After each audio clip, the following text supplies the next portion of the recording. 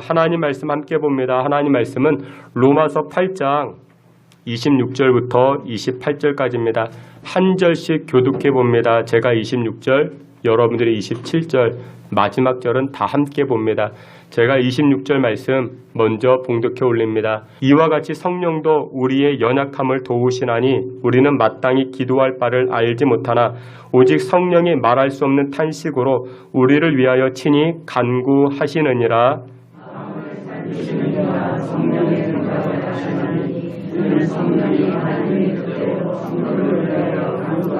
우리 다 함께 봅니다. 우리가 알거니와 하나님을 사랑하는 자 곧 그의 뜻대로 부르심을 입은 자들에게는 모든 것이 합력하여 선을 이루느니라. 아멘. 이 시간에 우리 임마누엘 찬양대를 통해서 하나님께 영광 돌리도록 하겠습니다.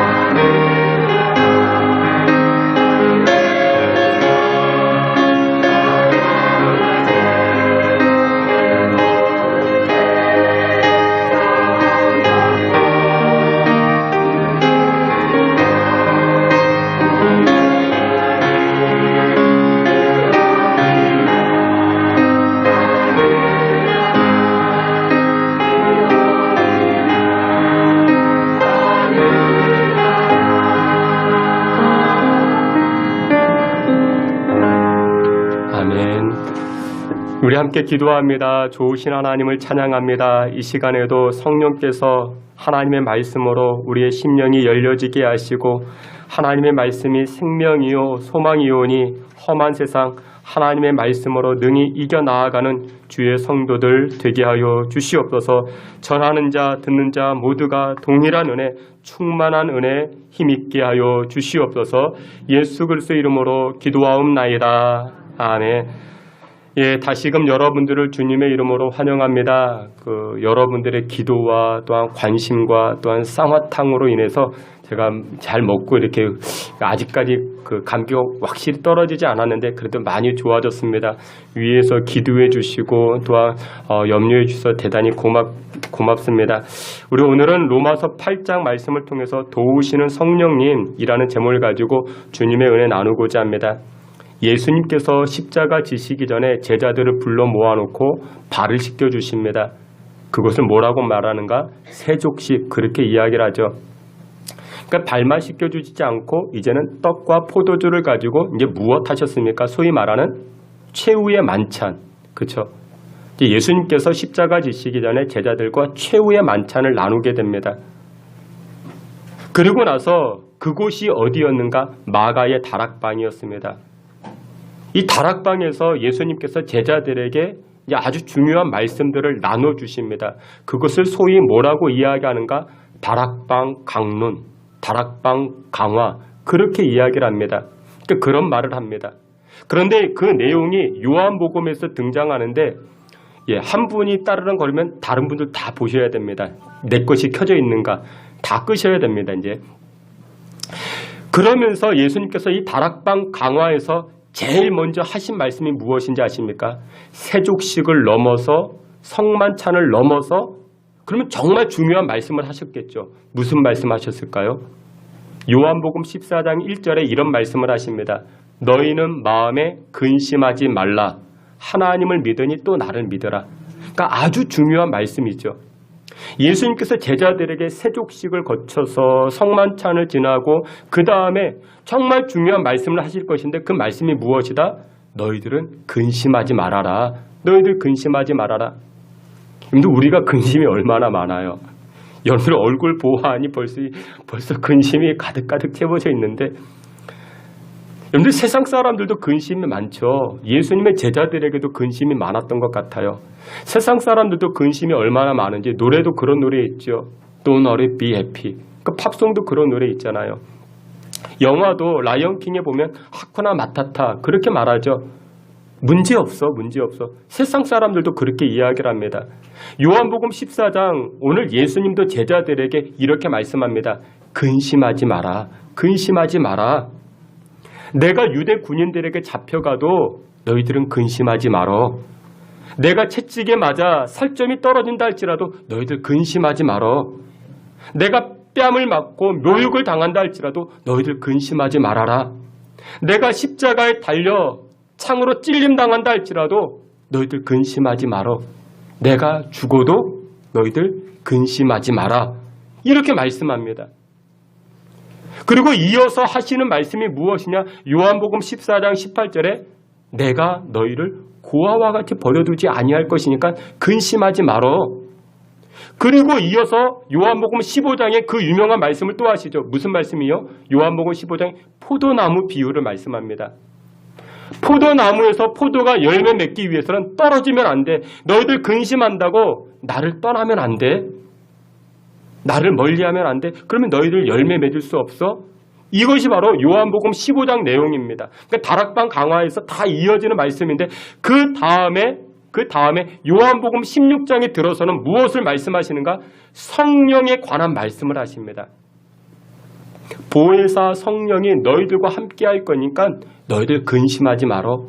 염려하지 말어. 걱정하지 말어. 떠나지 말어. 이렇게 말씀하고 계십니다. 사랑하시는 귀한 성도 여러분들, 인간은요 참 연약합니다. 인간들은 참 부족합니다.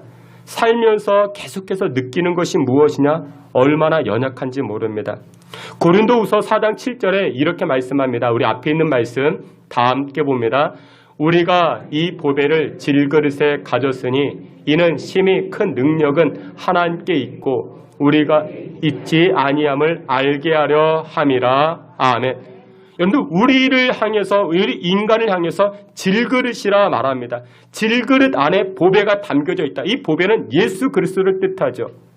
저와 여러분들이 질그릇이라 말씀하고 있습니다. 여러분들 질그릇, 흙으로 만들어졌다라는 것이죠. 흙으로 만들어지면 두 가지 특징인데 첫 번째 무엇이냐? 깨지기가 쉽습니다. 우리는 그렇게 다 연약한 존재예요. 여러분들은 다 연약한 존재입니다. 깨지기 쉽고 상처받기 쉽고 그런 존재입니다. 우리는 다 그런 존재입니다. 두 번째는 무엇이냐면 적절하게 만들어진 존재라는 것입니다. 여러분들 학창시절에 점토로 무엇인가 만들어 보셨습니까? 찰흙을 가지고 무엇인가 만듭니다. 작가는요, 무엇인가 만들려고 할 때 분명한 목적을 가지고 만듭니다. 여러분들에게 찰흙이 있습니다. 점토가 있습니다. 그러면 신발을 만들든지 비행기를 만들든지 눈사람을 만들든지 분명한 의도를 가지고 만들게 됩니다. 사랑하시는 귀한 성도 여러분들, 여호와 하나님께서는 창조주 하나님이십니다. 뿐만 아니라 저와 여러분들도 만들어주신 줄 믿으시길 축원합니다. 창세기 1장 27절에 이렇게 말씀합니다. 하나님이 자기 형상 곧 하나님의 형상대로 사람을 창조하시되 남자와 여자를 창조하시고 하나님이 지으신 그 모든 것을 보시기에 어떠하였다? 심히 좋았더라. 하나님은 분명한 의도를 가지고 목적을 가지고 저와 여러분들을 만들어 가셨습니다. 만드셨습니다. 무엇으로 만들었다고요? 재료가 무엇이라고요? 흙이래요. 그러니까 우리가 얼마나 상처받기 쉽습니까? 그런데 하나님은 분명한 목적을 가지고 저와 여러분들을 만들어 주셨습니다. 그런데 인류의 조상이라는 이 아담과 하와에게 죄가 틈타기 시작합니다. 죄의 열매가 무엇이냐? 죄의 열매는 사망입니다. 오늘날 많은 사람들이, 세상 사람들이 그렇게 이야기하죠. 이 사망 때문에 근심에 쌓이기 시작합니다. 근심 때문에 내가 죽겠어. 염려 문제 때문에 내가 죽겠어. 곧 그것은 사망을 뜻하고 있습니다. 그런데 예수님께서는 제자들과 오늘날 신앙생활하는 저와 여러분들을 향하여 무엇이라 말씀하셨는가? 근심하지 말아라. 근심하지 말아라. 성령께서 함께 하실 것이 너희들은 고아가 아니야. 근심하지 말아라. 그렇게 말씀하고 계십니다. 그렇다면 성도 여러분, 성령께서는 우리에게 어떤 유익이 있기 때문에 우리가 근심하지 않아도 되겠는가? 성령께서는 우리에게 어떻게 도와주시기 때문에 우리는 근심하지 않아도 되겠는가? 오늘 성경은 몇 가지로 말씀하는데 첫 번째로 도와주시는 성령님이라 말씀합니다. 성령님은 여러분들을 도와주십니다. 로마서 8장 26절에 이처럼 말씀합니다. 우리 앞에 있는 말씀 다 함께 봅니다. 이와 같이 성령도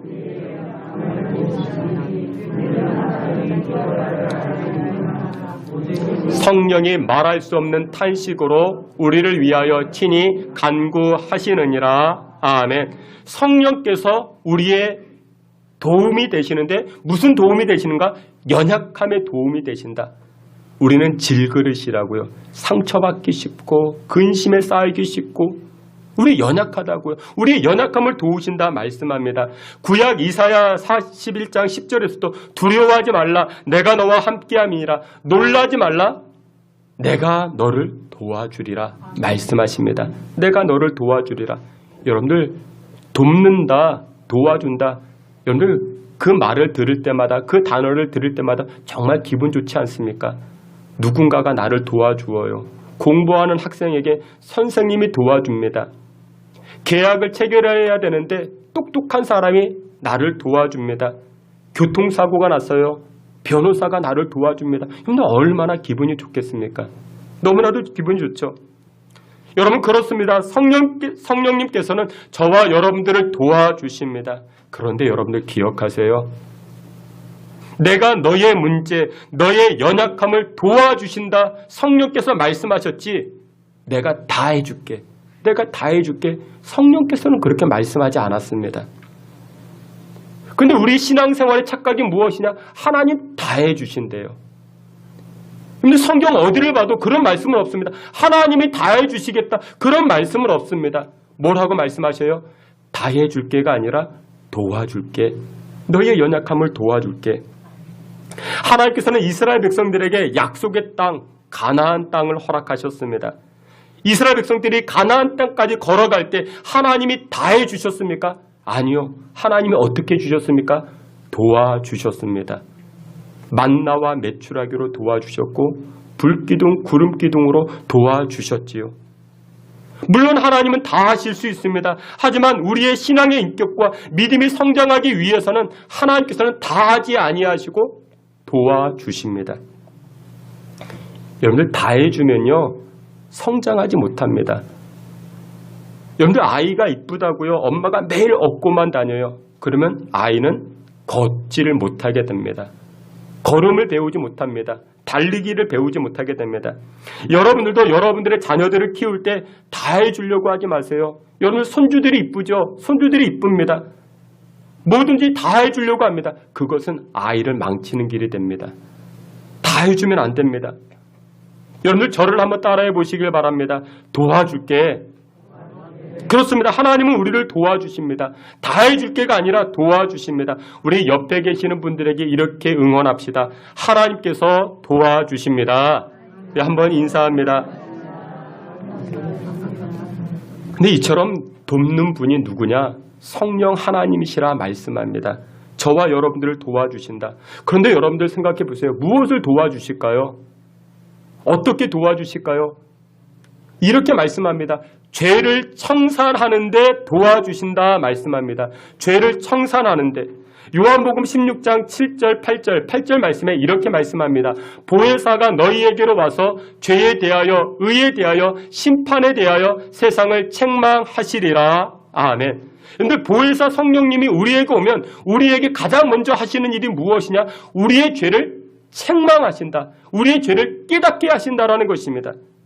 여러분들 우리의 인생과 우리의 가정 가운데 하나님의 복과 은혜가 임해야 되는데 무엇이 가로막고 있는가? 죄가 가로막고 있습니다. 죄가 가로막고 있어서 하나님의 은혜가 우리 가정 가운데 흘러 들어오지 못하게 되는 것입니다.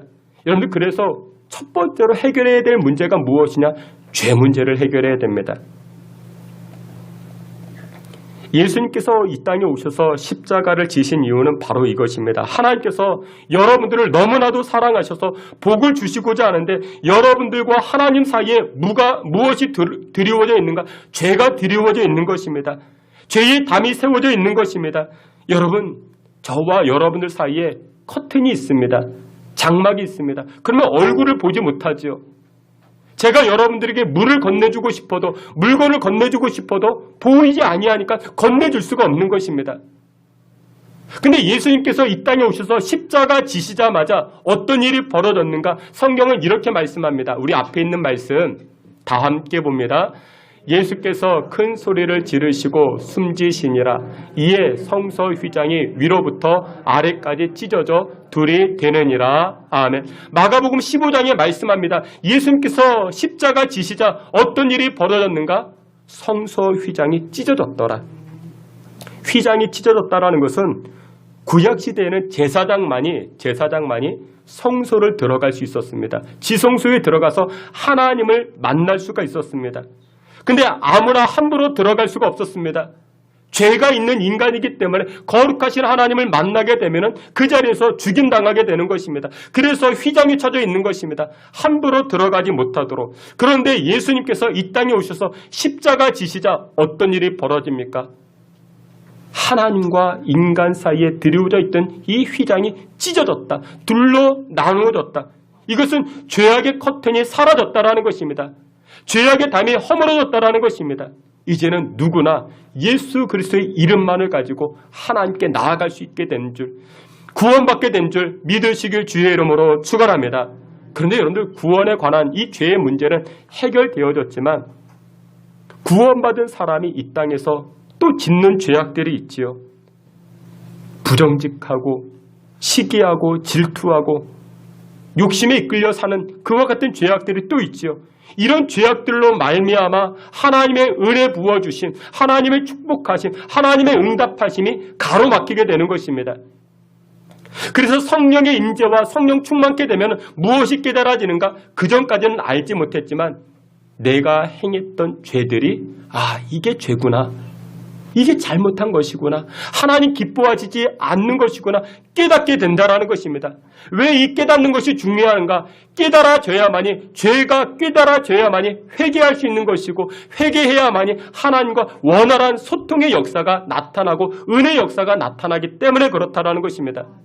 근데 이 깨닫는 역사가 누구를 통해서? 성령의 임재를 통해서 성령의 역사를 통해서 나타나게 되는 줄 믿으시길 주의 이름으로 축원합니다. 가끔 운전하다 보면요, 길이 꽉 막혀 있습니다. 이유가 무엇이냐? 저 앞에서 사고가 났다든지 아니면 저 앞에서 공사를 하기 때문에 그렇다든지. 그러면 여러분들, 내가 아무리 운전을 잘해도, 내 자동차가 아무리 좋아도, 내가 무면허 몇 년이라 할지라도 아무 소용이 없는 것입니다. 길이 막혀 있으면 앞으로 갈 수가 없습니다. 전진할 수가 없는 것이죠. 여러분들, 영적인 생활에서도 마찬가지입니다. 내 인생의 앞길이 막혀져 있으면, 죄로 인해서 막혀져 있으면 아무리 여러분들이 스펙이 좋다 할지라도, 여러분들이 잘나고 여러분들이 예쁘고 멋지다 할지라도 열매 맺지 못하게 되는 것입니다. 그래서 죄의 문제를 먼저 해결해야 되는데, 죄를 깨닫게 하시는 분이 누구시라? 바로 성령께서 우리를 죄를 깨닫게 하는 도움의 영이라 성경은 말씀하고 있습니다. 여러분들, 세상 사람들은 그런 말을 하죠. 지성이면 감천이다. 근데 여러분들, 기독교는 그런 말 하지 않습니다. 지성이면 감천이다, 이런 말 통하지 않습니다. 정성으로 하나님을 움직일 수 있는가? 그러지 않습니다. 오직 하나님을 움직이는 방법이 무엇이냐? 우리 죄를 속죄하신 예수 그리스도 십자가뿐인 줄 믿으시길 축원합니다. 그래서 여러분들, 성령의 인재로 말미암아 내가 죄인이구나, 나의 죄가 크구나, 내가 십자가 앞에 나의 죄를 토설해야 되겠구나, 이것이 바로 하늘의 복을 받아 누리는 비결이 되는 줄, 성령께서 그와 같이 역사하여 주시는 줄 믿으시길 주의 이름으로 축원합니다. 두 번째로, 성령께서는 우리의 무엇 도움 되시는가? 두 번째로, 기도를 도우시는, 세 번째로 기도를 도우시는 성령이라 말씀하고 계십니다. 오늘 본문 로마서 8장 26절 앞에 있는 말씀 다 함께 봅니다. 이와 같이 성령도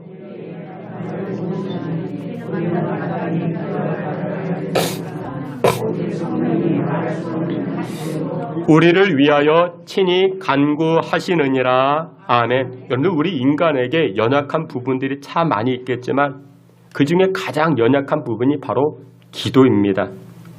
성도 안에 내주하시는 성령께서는 무엇보다도 우리 믿음의 성도들의 기도를 돕는다, 성경은 말씀합니다. 여러분들, 왜 기도가 중요하냐? 기도는 하나님의 축복의 통로가 바로 기도가 됩니다. 하늘의 권능을 이 땅에서 누리는 비결이 바로 기도가 됩니다. 마가복음 11장 24절에 이처럼 말씀합니다. 무엇이든지 기도하고 구하는 것은 받은 줄로 믿으라. 그리하면 너희에게 그대로 되리라. 여러분들, 어마어마한 말씀 아닙니까? 무엇이든지 기도하고 구하는 것은 받은 줄로 믿으라. 그런데 기도의 능력, 기도의 역사가 이만큼 크다라는 것입니다. 그런데 재밌는 것이 무엇이냐? 그런데 우리는 기도를 안 합니다. 그런데 우리는 기도를 적게 하지요. 왜 그런지 아십니까? 기도가 그만큼 어렵기 때문에 그렇습니다. 우리 교회 안에도, 다른 교회도 마찬가지입니다. 교회 안에 봉사하시는 분들이 많이 계십니다. 주방에서 수고하시고 차량으로 여러 모양으로 교회 청소하신다면 2시간, 3시간씩 이렇게 봉사하시는 분들, 무거운 것도 잘 나르시고 그런 분들이 참 많이 있습니다. 2시간, 3시간 이렇게 열심히 하지만 근데 막상 기도할 때는 10분, 20분을 넘기지 못합니다. 여러분들, 등산해 보셨습니까? 3시간, 4시간 그 높은 산을 올라가야 됩니다. 자전거 타보셨습니까? 3시간, 4시간 라이딩을 합니다. 얼마나 땀이 흐르고 힘이 드는지 모릅니다. 그래도 합니다. 그래도 해요. 근데 우리가 기도합시다. 여러분들, 기도하는 장면이 교회 오시면 얼마나 시원하고 얼마나 좋아요. 방해하는 사람 아무도 없어요. 근데 10분, 20분을 넘기지 못합니다. 왜 그럴까요? 여러분들이 기도하실 때 성령께도 역사하시지만 누구도 역사합니까? 악한 마귀도 역사합니다. 기도를 못하게 합니다. 왜요? 기도에는 권능이 따라오기 때문에 그렇습니다. 기도에는 하나님의 역사가 따라오기 때문에 그렇습니다. 노동 중에 최고의 노동이 어떤 노동인 줄 아십니까? 기도입니다. 물론 아이랑 놀아주는 것, 갓난아이랑 놀아주는 것도 힘이 들어요. 근데 여러분들, 그것보다 힘든 게 바로 기도입니다. 많은 사람들이 기도에서 실패합니다. 제자들도 예수님 열심히 잘 따라다녔습니다. 예수님께서 제자들에게 말씀합니다. 야, 우리 광야로 가자. 그 제자들이 광야로 갑니다. 야, 우리 바다로 가자. 그래서 제자들이 바다까지 갑니다. 야, 우리 죽으러 가자. 제자들이 죽으러 따라갔습니다. 그런데 예수님께서 야, 우리 기도하러 가자. 그러자 제자들이 어떻게 합니까? 기도하러 갔을 때 제자들이 다 잠들어 버렸습니다. 기도하는 일에 실패했다라는 것이죠. 사랑하시는 귀한 성도 여러분들, 오늘 본문에 보니까 성령께서 우리를 도우시는데 무엇을 도우시는가? 기도를 돕는다 말씀합니다. 우리의 자리, 기도하는 자리로 성령께서 이끌어 주신다 말씀합니다. 막힌 기도의 문을 활짝 열어주시는 분이 바로 성령님이시라 성경은 말씀합니다. 그러면 왜 우리의 기도를 도와주실까요? 빌립보서 2장 13절에 이와 같이 말씀합니다. 우리 앞에 있는 말씀 다 함께 봅니다. 너희 안에서 행하시는 이는 하나님이시니 자기의 기쁘신 뜻을 위하여 너희에게 소원을 두고 행하게 하시나니. 아멘. 하나님은 하나님의 일을, 하나님의 역사를 하실 때에 우리에게 먼저 무엇을 주신대요? 여러분들에게 소원의 마음을 주신대요. 소원을 주신대요. 그러고 나서 하나님께서 이루어 주시는데 여러분들이 하나님 앞에 기도할 때 하나님 이거 이루어 주세요. 하나님 나에게 이 소원의 제목이 있어요. 이렇게 기도하시죠. 그러면 여러분들 그 기도를 들으시고 하나님께서 응답하시는데 하나님은 우리의 형편과 처지를 다 알고 계십니다. 무엇보다도 여러분들에게 무엇이 부족한지 다 알고 계시지만 그래도 하나님은 우리에게 요구하는 것이 있는데 그것이 무엇이다? 기도를 요구하신대요. 에스겔 36장 37절에 이렇게 말씀합니다. 우리 앞에 있는 말씀 다 함께 봅니다. 주 여호와께서 이같이 말씀하셨느니라. 그래도 내게 구하여야 할지라. 아멘. 이스라엘 백성들의 땅과 인생이 다 황폐케 되어졌습니다. 성읍들이 다 무너졌습니다. 그래서 이스라엘 백성들이 소원이 무엇이냐? 하나님, 우리가 회복하기를 원합니다. 성읍들이 다 지금 일어서기를 원합니다. 이것이 이스라엘 백성들의 소원이었는데 물론 하나님은 이스라엘 백성들의 소원도 알고 계셨지만 하나님은 무엇이라 말씀합니까? 그것조차도 나에게 기도해야만이, 나에게 이루어 주기를 기도해야만이, 나에게 구하여야만이 내가 일할 것이라 하나님은 말씀하고 계십니다. 여러분들, 하나님은 여러분들의 형편과 처지 알고 계세요. 왜 모르시겠습니까? 소원도 알고 계십니다. 그런데 우리에게 요청하는 것이 무엇이래요? 기도하래요. 기도해야만이 내가 이루어 줄 것이다. 근데 우리는 다 해도 뭐만은 못해요? 기도만 못해요. 10분을 못 넘깁니다. 20분을 못 넘깁니다. 하나님이 기도하면 들어주신다고 말씀하시는데 근데 이렇게 중요한 기도를 누가 도와주신다고요? 성령께서 도와주신다 말씀합니다. 예수님도 새벽 미명의 시간에 기도하셨습니다. 밤이 새도록 예수님도 기도하셨습니다. 사랑하시는 귀한 성도 여러분들, 여러분들이 성령의 도우심으로 말미암아 기도할 때 근심이 와도 평안의 인생을 살게 되는 줄 믿습니다. 여러분들이 기도할 때 마음의 상처도 인생의 질고도 치료받게 되는 줄 믿으시길 바랍니다.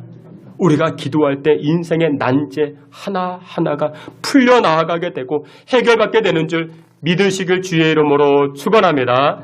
마지막으로 성령의 역사, 마지막 네 번째는 성령께서는 우리의 생각과 우리의 마음의 변화를 가져다 주시게 됩니다.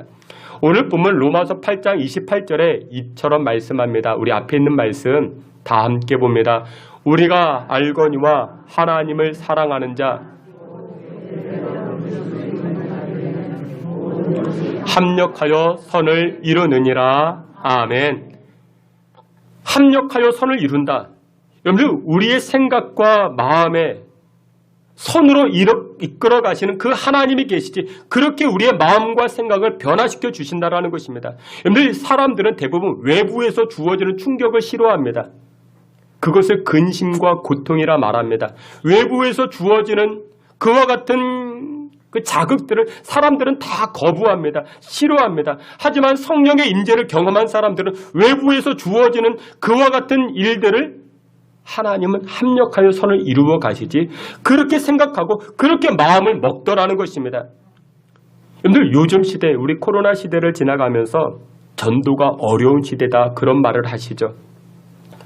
목사님, 전도를 못하겠습니다. 이런 말씀들을 많이 하시는데 여러분들 한번 생각해 보세요.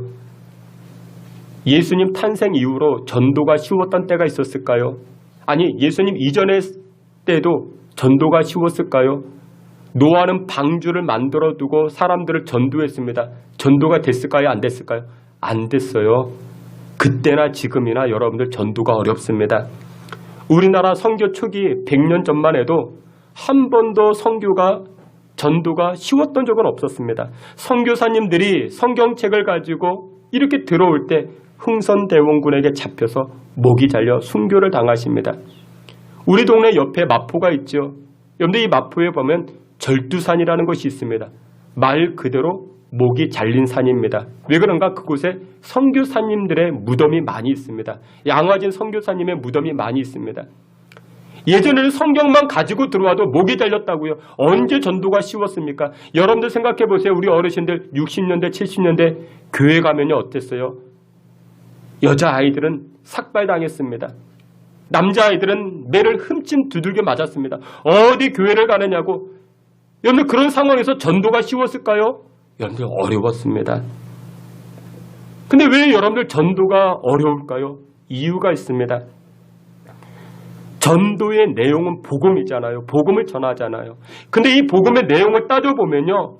우리가 가진 이성과 우리가 가진 본성과는 이 복음이 전혀 상반됩니다.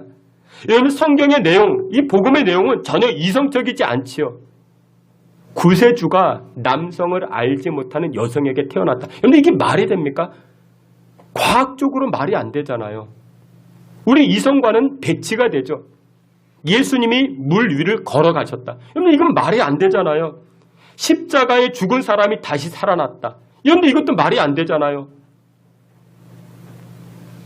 그 예수란 자를 믿기만 하면 우리도 다시 부활한다. 그런데 이것은 우리 이성과는 전혀 배치가 되는 말씀들이죠. 여러분들 우리 이성과 본성은 어떤 건데요? 이런 것들이죠. 1000번 불공을 드리면 탑돌이 100번을 하게 되면 소원 성취게 된다. 절에다가 기와장 500만 원짜리를 올리면 대학에 합격한다. 그런데 이것이 우리 이성과 본성에 가깝지 않습니까? 왜 그러는가? 우리 행위를 따르기 때문에 그렇습니다. 우리 공로를 이야기하기 때문에 그렇습니다. 근데 성경은 어떻게 우리 공로와 행위가 중요한 것이 아니다. 믿으면 구원받는다. 그 세상 사람들이 비웃잖아. 아니 그 천국, 그 좋은 천국 가는 게 믿으면 간다고? 돈도 안 들이고 아무런 힘도 안 쓰면 갈 수 있다고? 그 세상 사람들이 비웃죠. 우리 이성과 일반적인 이성과 본능과는 배치가 되기 때문에 세상 사람은 그렇게 받아들입니다. 기독교는 무엇을 강조하는가? 은혜를 강조하죠. 처음 들으면요 이것은 납득이 안 됩니다. 복음, 십자가, 구원받음, 부활케 되신 내가 하는 게 아무것도 없습니다. 다 은혜로 우리는 거저받는 것이죠. 이 복음의 내용이요 세상 사람들이 가지고 있는 이성과 본능에는 배치가 되고 반하게 됩니다. 근데 우리는 그것이 믿어지죠. 여러분 이 자리에 예배하시는 여러분들은 이것이 믿어졌기 때문에 이 자리에 나오신 것이죠. 놀러가기 좋은 이 주일 아침에 이 자리에 나오신 여러분들은 지금 비이성적인 행동을 하고 있는 것입니다.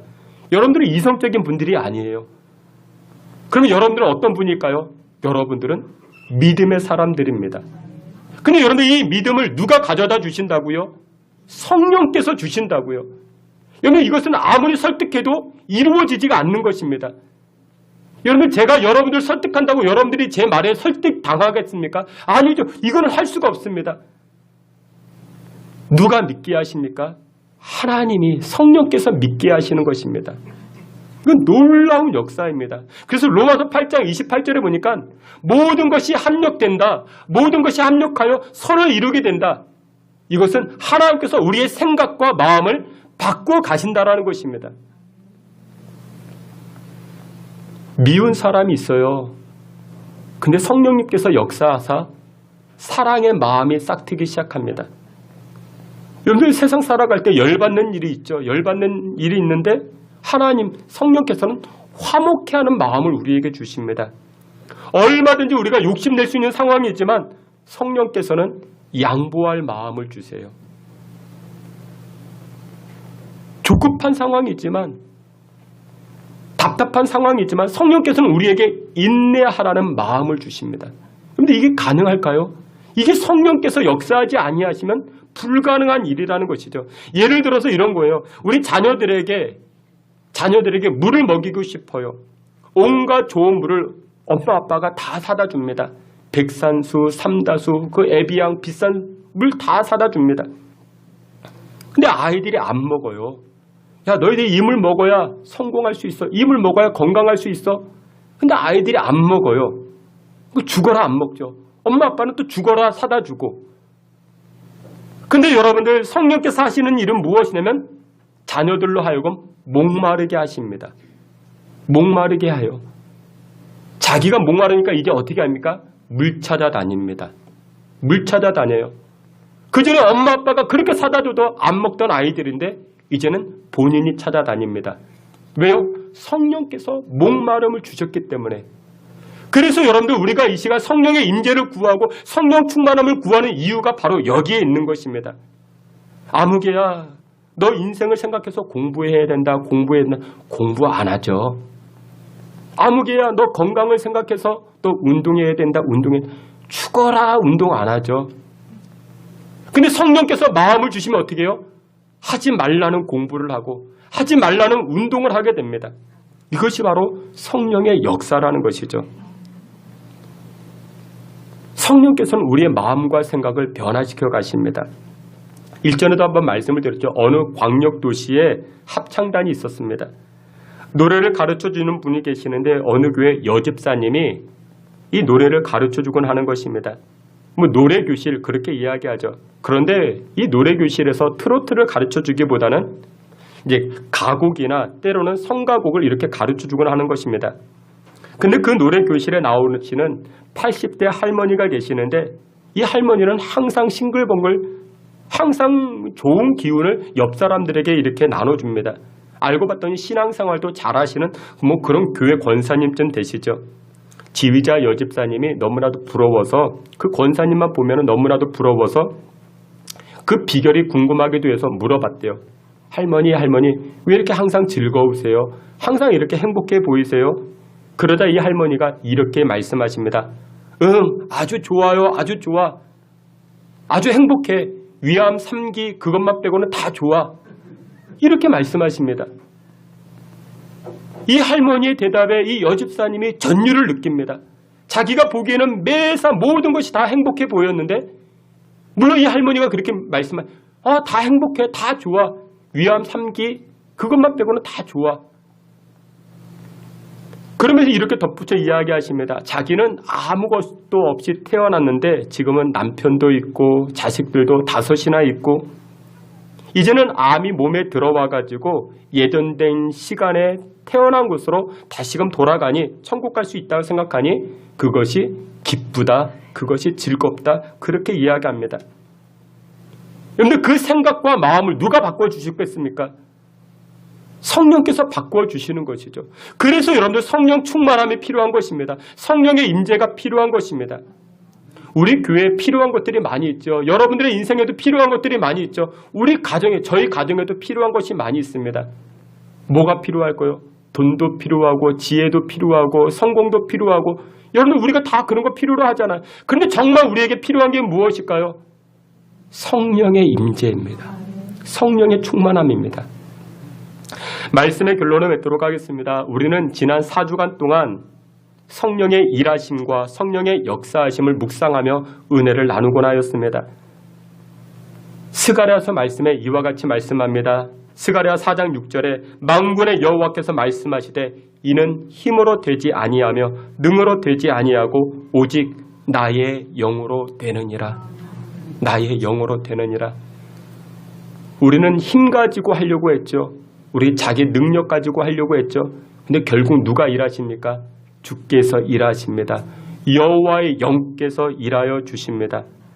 주께서 사랑하시는 귀한 성도 여러분들, 성령의 임재를, 성령의 충만하심을 사모하여 가장 기초적인 것부터 변화되어지고 날마다 부어주시는 하나님의 은혜로 넉넉히 이겨 나아가실 수 있는 저와 여러분 다 되시기를 주의 이름으로 축원합니다. 아멘. 하나님, 성령께서 임재하사 우리의 죄악들을 깨닫게 하여 주시고 그로 인하여 하나님과 연결되어 축복의 인생 살아갈 수 있게 주님 도와 주시옵소서. 성령께서 우리의 마음을 주장하여 주시사 근심케 하는 인생이 아닌 평강의 인생을 살아갈 수 있게 주님 도와 주시옵소서. 예수 그리스도의 이름으로 기도하옵나이다. 아멘.